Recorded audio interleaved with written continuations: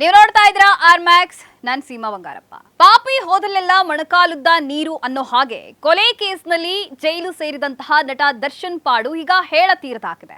ಒಂದು ಕಡೆ ಪ್ರದೋಷ್ ಮಾಫಿ ಸಾಕ್ಷಿ ಹೇಳೋದಕ್ಕೆ ಹೊರಟಿರೋದು ದರ್ಶನ್ ನಿದ್ದೆಗೆಡಿಸಿದ್ರೆ, ಮತ್ತೊಂದು ಕಡೆ ಪರಪ್ಪನ ಅಗ್ರಹಾರದ ದೈತ್ಯ ಸೊಳ್ಳೆಗಳು ದರ್ಶನ್ ಅವರ ದೊಡ್ಡ ಶತ್ರುವಾಗ್ಬಿಟ್ಟಿದೆ.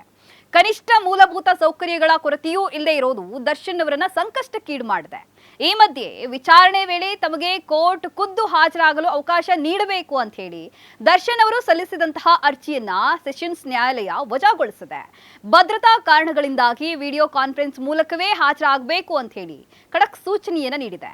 ಅಷ್ಟೇ ಅಲ್ಲದೆ ಪ್ರದೋಷ್ ಮಾಫಿ ಸಾಕ್ಷಿ ಆಗುವುದನ್ನ ವಿರೋಧಿಸಿ ದರ್ಶನ್ ಹೈಕೋರ್ಟ್ಗೆ ಹೂಡಿದಂತಹ ಕಾನೂನು ಹೋರಾಟದಲ್ಲೂ ಹಿನ್ನಡೆಯಾಗಿದ್ದು ಹೈಕೋರ್ಟ್ ಅವರ ಅರ್ಜಿಯನ್ನ ತಿರಸ್ಕರಿಸಿದೆ. ಇದರ ಬೆನ್ನಲ್ಲೇ ಮಾಫಿ ಸಾಕ್ಷಿಗೆ ಅರ್ಜಿ ಸಲ್ಲಿಸಿರುವ ಪ್ರದೋಷ್ ಹೇಳಿಕೆ ದಾಖಲಿಸುವ ಪ್ರಕ್ರಿಯೆಯೂ ಕೂಡ ವಿಡಿಯೋ ಕಾನ್ಫರೆನ್ಸ್ ಮೂಲಕ ಅಧಿಕೃತವಾಗಿ ಆರಂಭಗೊಳ್ತಾ ಇದ್ದು ಇದು ದರ್ಶನ್ ಪಾಳಾಯದಲ್ಲಿ ತಳಮಳವನ್ನ ಸೃಷ್ಟಿಸಿದೆ.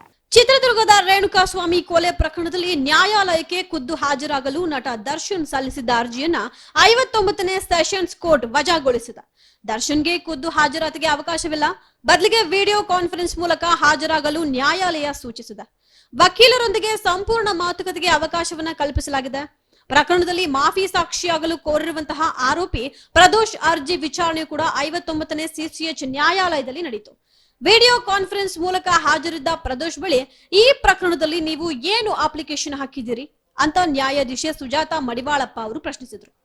ಅದಕ್ಕೆ ಪ್ರದೋಷ್ ಕ್ಷಮಾದಾನ ಅಪ್ಲಿಕೇಶನ್ ಹಾಕಿದ್ದೀನಿ ಅಂತ ಉತ್ತರವನ್ನ ನೀಡಿದ್ರು. ಅರ್ಜಿಯಲ್ಲಿ ಏನಿದೆ ಅನ್ನೋದು ನಿಮಗೆ ಗೊತ್ತಾ ಅಂತ ನ್ಯಾಯಾಧೀಶರು ಕೇಳಿದಾಗ ಪ್ರದೋಷ್ ಗೊತ್ತು ಮಹಾಸ್ವಾಮಿ ಅಂತ ಉತ್ತರಿಸಿದ್ರು. ವಾದ ಪ್ರತಿವಾದಗಳನ್ನ ಆಲಿಸಿದ ನ್ಯಾಯಾಧೀಶರು ವಿಚಾರಣೆಯನ್ನ ನಾಳೆಗೆ ಮುಂದೂಡಿದ್ದಾರೆ. ಎಸ್ಪಿ ಪ್ರಸನ್ನ ಕುಮಾರ್ ಮತ್ತು ಪ್ರದೋಷ್ ಪರ ವಕೀಲ ದಿವಾಕರ್ ವಾದವನ್ನ ಮಂಡಿಸಿದ್ರು. ಹೇಳಿಕೆ ದಾಖಲಿಸುವ ಮೊದಲು ಮಾಫಿ ಸಾಕ್ಷಿ ಪರಿಗಣಿಸಲು ಸಾಧ್ಯವಿಲ್ಲ ಎಂಬ ಅಂಶ ಚರ್ಚೆಗೆ ಬಂದಿದ್ದು, ಸದ್ಯ ಪ್ರದೋಷ್ ಅರ್ಜಿ ಮೇಲ್ನೋಟಕ್ಕೆ ತೃಪ್ತಿಕರವಾಗಿದೆ. ಈ ಎಲ್ಲಾ ಬೆಳವಣಿಗೆಗಳ ಹಿನ್ನೆಲೆಯಲ್ಲಿ ನ್ಯಾಯಾಧೀಶರು ವಿಚಾರಣೆಯನ್ನ ನಾಳೆಗೆ ಮುಂದೂಡಿದ್ದಾರೆ. ಪ್ರದೋಷ್ ಅವರು ಹೇಳುವಂತಹ ಸಾಕ್ಷಿಯಲ್ಲಿ ಎಲ್ಲಾ ಸತ್ಯಾಸತ್ಯತೆಗಳು ಇದೆಯಾ ಇಲ್ವಾ, ಅಥವಾ ತಾವು ಬಚಾವ್ ಆಗೋದಕ್ಕೆ ಏನಾದ್ರೂ ಸಂಚು ಮಾಡ್ತಿದ್ದಾರಾ ಅನ್ನೋದನ್ನ ಸೆಷನ್ ಕೋರ್ಟ್ ಆದೇಶ ಬಂದ ಮೇಲಷ್ಟೇ ಸಾಬೀತಾಗಬೇಕಾಗಿದೆ.